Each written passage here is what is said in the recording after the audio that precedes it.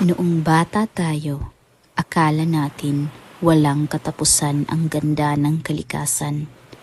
Malinis ang dagat, sariwa ang hangin, at ang mundo'y parang ligtas para sa lahat.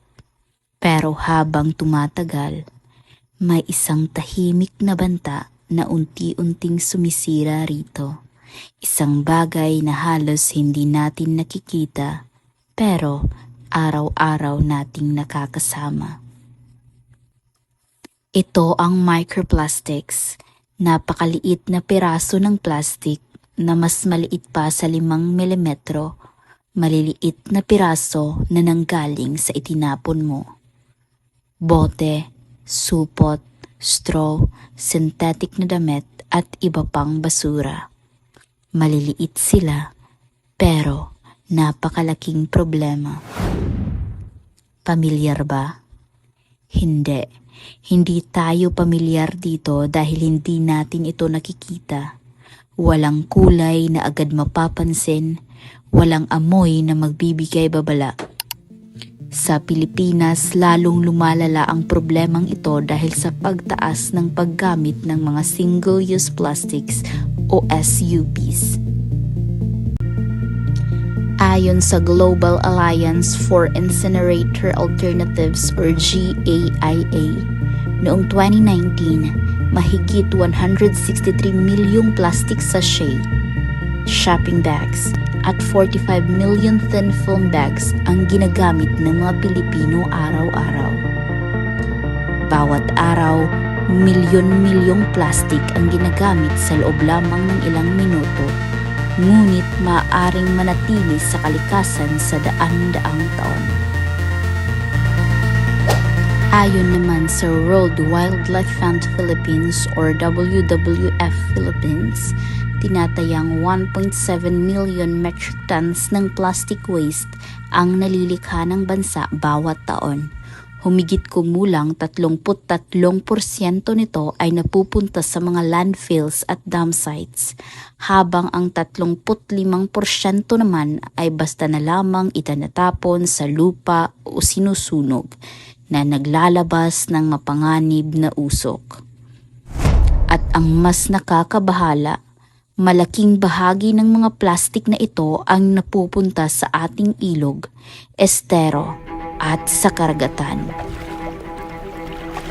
kung saan sa pagdaan ng panahon ang plastik na basura ay unti-unting nadudurog dahil sa init ng araw at alon ng dagat. Ayon naman sa Organization for Economic Cooperation and Development or OECD, tinatayang 2.7 million tons ng microplastics ang kumakalat sa kapaligiran noong 2020. At maaari pa itong dumoble pagsapit ng 2040. Kaya isaisip na sa bawat pagtatapon natin ng plastik ng walang pakialam, may kapalit itong pinsala sa ating kapaligiran. Ayon naman sa UN Environment Program, kapag nakapasok na ang microplastic sa kapaligiran, mabilis itong kumalat sa lupa, tubig, yelo, hangin at maging sa food web. Dagdag pa, kung ang tubig ay apektado, paano na lang tayo? Hindi lingid sa ating kaalaman na sa ganitong sitwasyon, hindi lang dagat ang naaapektuhan, kundi pati mga buhay ng naninirahan dito. Maraming isda, pawikan at ibon ang napagkakamalang pagkain ang microplastics.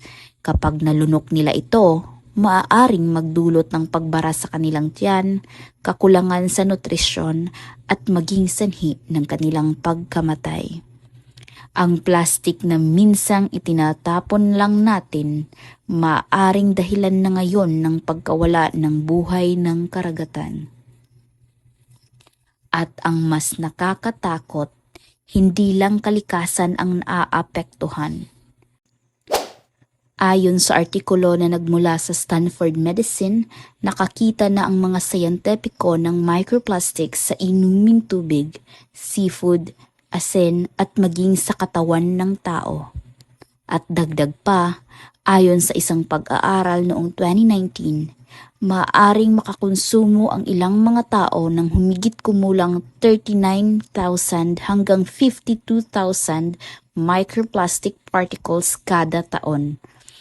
At may mga pag-aaral din na nagsasabing maaaring makakain tayo ng katumbas ng isang credit card na plastic bawat linggo.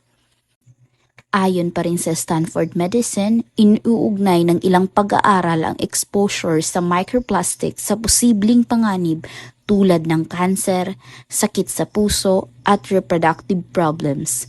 Ngunit hanggang ngayon, patuloy pa ring pinag-aaralan ng mga sayantepiko kung gaano ito kapanganib sa tao. Ang plastic na itinatapon noon, maaaring bumalik sa atin ngayon. Pero kamakailan lang ibinalita ng GMA Integrated News. Ang staple dish ng mga Korean na kimchi nakakatulong daw na makapagtanggal ng microplastic sa katawan. Batay sa isang pag-aaral po ito. Ayon sa balita, sa isang research na ilathala ng Bioresource Technology, natuklasan ng mga sayantepiko na ang bakterya mula sa kimchi na tinatawag na Leuconostoc mesenteroids ay maaaring makatulong sa paglabas ng nanoplastics mula sa katawan. Ipinapakita nito na patuloy na naghahanap ang agham ng paraan upang mabawasan ang epekto ng microplastics sa tao. Pero tandaan, ito ay isang pag-aaral pa lamang at kailangan pang dumaan sa maraming proseso at trial upang mapatunayan. Ngunit higit sa lahat, nagsisimula pa rin sa atin ang pagbabago. Sa ating mga simpleng gawain gaya ng paggamit ng reusable bag at bottles, pag-iwas sa mga single-use plastics or SUPs, pagre-recycle ng tama, pagsali sa clean-up drives, at maging responsable sa pagtatapon ng basura. Dahil ang kalikasan ay hindi humihingi ng sobra, kailangan lang nito ng taong marunong magmalasakit. Maaaring maliit ang microplastics, pero napakalaki ng epekto nito sa ating mundo. Bawat plastic na ating binabawasan ay hakbang tungo sa mas malinis na karagatan, mas ligtas na kalusugan at mas magandang kinabukasan. Kung tayo ang dahilan ng polusyon, tayo rin ang maaaring maging dahilan ng solusyon.